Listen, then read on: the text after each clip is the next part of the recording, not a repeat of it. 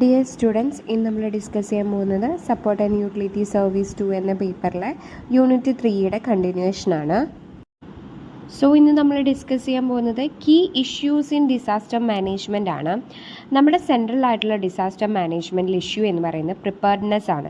Preparedness എന്ന് വെച്ച് കഴിഞ്ഞാൽ തയ്യാറെടുക്കാൻ, നമ്മളൊരു ഡിസാസ്റ്റർ ഉണ്ടാവുന്നതിന് മുന്നേ അതിനുള്ള പ്രിവെൻഷൻ മെത്തേഡ്സ് അല്ലെങ്കിൽ നമ്മൾ എങ്ങനെയാണ് അതിനുള്ള പ്രിപ്പറേഷൻസ് ചെയ്യുന്നത്, അതിൻ്റെ ഒരു ഇല്ലായ്മയാണ് അല്ലെങ്കിൽ ഇങ്ങനെ പ്രിപ്പയർഡ്നെസ് ഇല്ലാത്ത അവസ്ഥയാണ് നമ്മളെ ഡിസാസ്റ്റർ മാനേജ്മെൻറ്റിലെ ഏറ്റവും ഡിഫിക്കൽട്ട് ആൻഡ് സെൻട്രൽ ആയിട്ടുള്ള ഇഷ്യൂ എന്ന് പറയുന്നത്.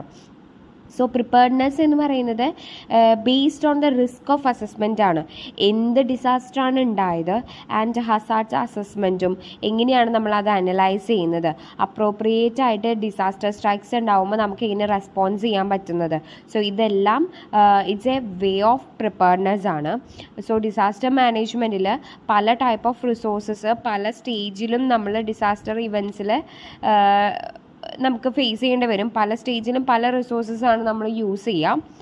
അതുപോലെ തന്നെ no community can have all resources all time. നമ്മൾ എല്ലാ ഡിസാസ്റ്റർ ഉണ്ടാവുന്ന സമയത്ത് എല്ലാ കമ്മ്യൂണിറ്റിയിലും എല്ലാ റിസോഴ്സസും ഉണ്ടാവണം എന്നില്ല. സോ ഇങ്ങനെയുള്ള ടൈമിൽ നമുക്ക് റിസോഴ്സസ് ഇൻ്റർവേറ്റ് ചെയ്യുന്നത് ഗവൺമെൻറ്, പ്രൈവറ്റ് സെക്ടറിൽ നിന്നായിരിക്കാം, നോൺ ഗവൺമെൻറ് സെക്ടറിൽ നിന്ന്, അതുപോലെ തന്നെ വോളണ്ടറി ഏജൻസിയിൽ നിന്നെല്ലാം നമുക്ക് അല്ലെങ്കിൽ പബ്ലിക്കിൽ നിന്നും നമുക്ക് ഇതേപോലെയുള്ള റിസോഴ്സസ് ഇൻവെൻട്രീസ് ചെയ്യാൻ വേണ്ടിയിട്ട് പറ്റും. സോ റിസോഴ്സ് ഇൻവെൻട്രി എന്ന് പറയുന്നത് material, equipments, technical, human skills, ഇതെല്ലാം ഒരു ഡിസാസ്റ്റർ പ്രിപ്പയർനെസ്സിന് വേണ്ടിയിട്ടുള്ള റിസോഴ്സ് ഇൻവെൻട്രീസ് ആണ്. കറക്റ്റായിട്ട് റിസോഴ്സ് ഇൻവെൻട്രീസ് അത് കറക്റ്റ് ടൈമിൽ നമ്മൾ ഡിറ്റർമൈൻ ചെയ്യണം. അതിനെയാണ് നമ്മൾ response action of disaster management എന്ന് പറയുന്നത്. നമ്മുടെ മെയിനായിട്ടുള്ള പ്രോബ്ലം എന്ന് പറയുന്നതും നമ്മൾ ഉള്ള റിസോഴ്സസ് ഒപ്റ്റിമം യൂട്ടിലൈസ് ചെയ്യാത്തതുമാണ് നമ്മുടെ മേജർ ആയിട്ടുള്ള പ്രോബ്ലം. ഈ ഇമ്പോർട്ടൻറ്റ് റിസോഴ്സ് ഓർഗനൈസേഷൻ എന്ന് പറയുന്നത് കറക്റ്റായിട്ട് കമ്മ്യൂണിറ്റി, സ്റ്റേറ്റ്, നാഷണൽ പ്ലാൻസ് ഇതെല്ലാം കൊണ്ടുവരണം എന്നുള്ളതാണ് ഇമ്പോർട്ടൻ്റ് ആയിട്ട്. റിസോഴ്സസ് എങ്ങനെയാണ് നമ്മൾ യൂട്ടിലൈസ് ചെയ്യേണ്ടതെന്നുള്ളൊരു പ്ലാൻ നമുക്കുണ്ടായിരിക്കണം. വേരിയസ് മിനിസ്ട്രീസും department, police, ambulance service, communication, transport, medical, അങ്ങനെ ഒരുപാട് സർവീസുകൾ നമുക്ക് ഇതുപോലെയുള്ള കീ റിസോഴ്സസ് നമുക്ക് തരുന്നുണ്ട്, പ്രൊവൈഡ് ചെയ്യുന്നുണ്ട്. അത് ഫുള്ളി യൂട്ടിലൈസ് ചെയ്യുക എന്നുള്ളതാണ് നമ്മൾ കറക്റ്റ് ടൈമിൽ ഡിസാസ്റ്റർ സ്ട്രൈക്കിൻ്റെ ടൈമിൽ നമ്മൾ ചെയ്യേണ്ടത്. ഇതുപോലെ തന്നെ കീ റിക്വയർമെൻറ്റ്സ്, നമ്മൾ ഇതുപോലെ ഫങ്ഷനിങ്ങിന് ആവശ്യമായിട്ടുള്ള കൺസിഡറേഷൻസ് എല്ലാം നമ്മൾ ചെയ്യണം. നമുക്കൊരു ഡിസാസ്റ്റർ നമുക്ക് മാനേജ് ചെയ്യാൻ വേണ്ടിയിട്ട് സ്റ്റേറ്റിൻ്റെ വിത്തൗട്ട് അസിസ്റ്റൻസ്, നമുക്ക് സ്റ്റേറ്റിൻ്റെയോ സെൻട്രലിൻ്റെയോ എല്ലാം അസിസ്റ്റൻസ് ഇല്ലാതെ ഒരിക്കലും നമുക്ക് കാര്യങ്ങൾ അല്ലെങ്കിൽ ഇൻ്റർനാഷണൽ ഏജൻസീസ് ഇല്ലാതെ നമുക്ക് ഒരു കാര്യവും മാനേജ് ചെയ്യാൻ വേണ്ടിയിട്ട് ആ ടൈമിൽ പറ്റില്ല. So if the district administration insufficient ആണെങ്കിൽ നമ്മുടെ കോർഡിനേഷനും അതനുസരിച്ചിട്ട് പുവർ ആയിരിക്കും. സോ ഫസ്റ്റ് നമുക്ക് വേണ്ടത് ഒരു സ്റ്റേറ്റ് ലെവലിൽ പ്രിപ്പയർഡ്നെസ് ആണ് വേണ്ടത്. അത് നമ്മൾ ഡിസാസ്റ്റർ ഉണ്ടാവുന്നതിന് മുന്നേ നമുക്ക് എന്താണ് സ്റ്റേറ്റ് ലെവലിലൊരു പ്രിപ്പറേഷൻ വേണം. സോ അങ്ങനെ ഉണ്ടായിക്കഴിഞ്ഞാൽ നമുക്ക് എന്താണ് ഇമ്പാക്റ്റ്, ആ ഒരു ഡിസാസ്റ്റർ ഉണ്ടാകുന്ന ഇമ്പാക്റ്റ് നമുക്ക് റെഡ്യൂസ് ചെയ്യാൻ വേണ്ടി പറ്റും. ഫോർ എക്സാമ്പിൾ 2018 നമുക്ക് ഫ്ലഡ് വന്ന ടൈമിൽ നമുക്ക് ഒരു പ്രിപ്പറേഷൻസ് ഉണ്ടായിരുന്നില്ല. സോ ആ ടൈമിൽ കുറേ ആളുകൾ മരിക്കുകയും കുറേ നാശനഷ്ടം ഉണ്ടാവുകയും ചെയ്തിട്ടുണ്ട്. പക്ഷേ 2019 നമ്മൾ കുറച്ചും കൂടി പ്രിപ്പയർ ആയിരുന്നു.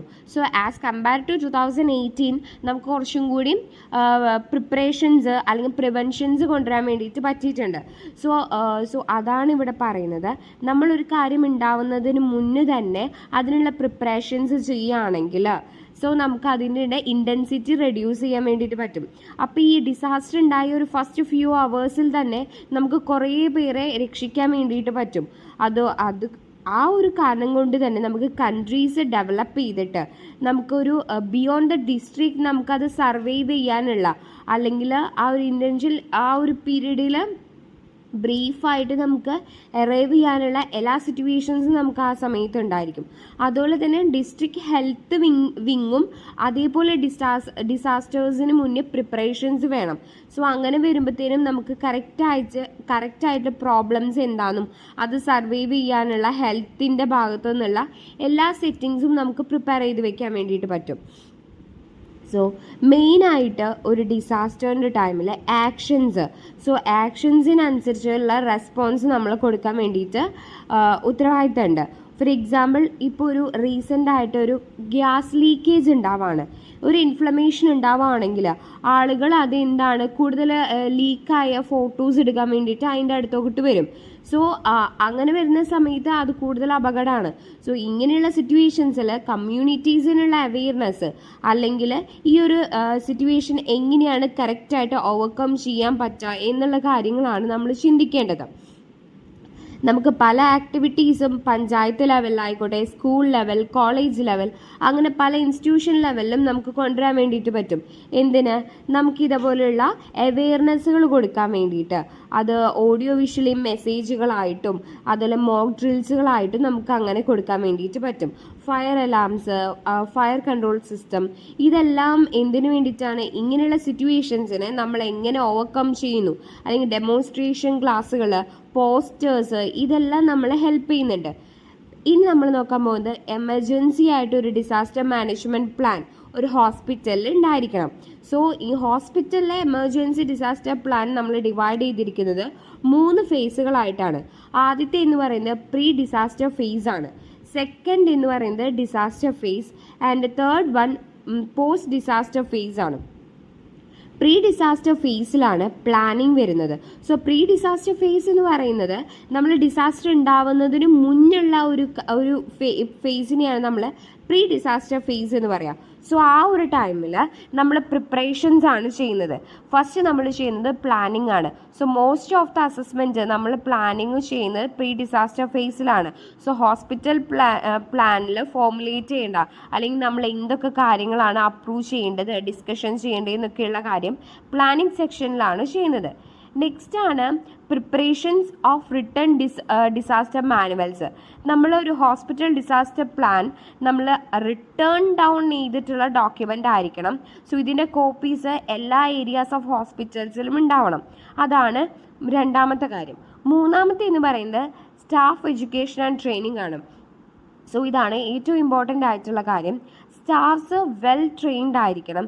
എങ്ങനെയാണ് ഒരു ഹോസ്പിറ്റൽ ഡിസാസ്റ്റർ അല്ലെങ്കിൽ ഒരു എമർജൻസി മാനുവൽ അത് ഹാൻഡിൽ ചെയ്യേണ്ടതെന്ന് സ്റ്റാഫ്സിന് അറിഞ്ഞിരിക്കണം. സോ പ്രീ ഡിസാസ്റ്റർ പ്ലാനിങ്ങിൽ ഇൻക്ലൂഡ് ചെയ്യുന്ന കാര്യങ്ങളാണ് preparations of job card, formations of hospital disaster management committees, പിന്നെ ബെഡ് കപ്പാസിറ്റി എമർജൻസി ടൈമിൽ ഇൻക്രീസ് ചെയ്യുക എന്നുള്ളത്, planning of public information and licence, planning for security hospitals in emergency situation, logistic planning, store planning, അങ്ങനെയുള്ള കാര്യങ്ങൾ, transportation, ഇതെല്ലാം വരുന്നത് pre disaster പ്ലാനിങ്ങിലാണ്. So പിന്നെ പറയുന്നത് കമ്മ്യൂണിക്കേഷനാണ്. സോ കമ്മ്യൂണിക്കേഷൻ എന്ന് പറയുന്നത് state level two lower level, അല്ലെങ്കിൽ നമ്മുടെ back as member of the state level disaster അല്ലെങ്കിൽ കമ്മിറ്റിയിലെ ഒരാളും പ്രിൻസിപ്പൽ സെക്രട്ടറി ഓഫ് ഹെൽത്ത്, ഇവർ രണ്ടുപേരുമാണ് എന്ത് ചെയ്യുന്നത്? ഓവറോൾ ഡിസാസ്റ്റർ മാനേജ്മെൻറ്റ് കമ്മിറ്റീനെ കോർഡിനേറ്റ് ചെയ്യേണ്ടത്. സോ ടൈമിലി നമ്മൾ കമ്മ്യൂണിക്കേറ്റ് ചെയ്യുമ്പോൾ, അല്ലെങ്കിൽ ഫീഡ്ബാക്സോ ആക്ഷൻസോ റിപ്പോർട്ട്സുകൾ വഴി നമ്മൾ എടുക്കുന്നത് കൊണ്ട് തന്നെ നമുക്ക് കമ്മ്യൂണിക്കേഷൻ അവിടെ പ്രോപ്പറായിട്ട് വരുന്നുണ്ട്. സോ ഹോസ്പിറ്റലിൽ നമ്മൾ പ്രിൻസിപ്പൽ ഓഫ് മെഡിക്കൽ കോളേജ് അല്ലെങ്കിൽ അവിടെ കറക്റ്റായിട്ട് റിപ്പോർട്ട്സുകൾ ക്രിയേറ്റ് ചെയ്യുമ്പോൾ നെയിം, അഡ്രസ്സ്, ടെലിഫോൺ നമ്പർ, അതുപോലെ മൊബൈൽ നമ്പർ, ഇൻസ്റ്റിറ്റ്യൂഷൻ ലെവലും ഇമെയിൽ IDs, ഇങ്ങനെയുള്ള എല്ലാ കാര്യങ്ങളും നമ്മൾ ഇൻക്ലൂഡ് ചെയ്യും. സോ പ്രൈവറ്റ് ഹോസ്പിറ്റൽസിൽ ESA, railway, seaports, airports, NGOs, ഇങ്ങനെയുള്ള പല ഹോസ്പിറ്റൽസും ഇങ്ങനെ പല ലെവൽസിലും ഇൻക്ലൂഡ് ചെയ്തിട്ടുള്ള സ്റ്റേക്ക് ഹോൾഡേഴ്സാണ്. സോ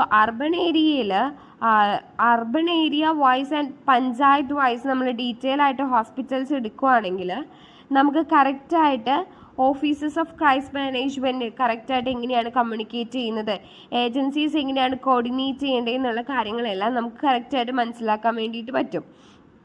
സോ ഇൻഫോർമേഷൻസ് ഹോസ്പിറ്റൽ ഇപ്പോൾ CHCCയിൽ നിന്നും PHCയിൽ നിന്നും ഗവൺമെൻറ് സെക്ടറിലോട്ട് ഇൻഫോർമേഷൻസ് ഹാൻഡിൽ ചെയ്യാൻ വേണ്ടിയിട്ട് പറ്റും.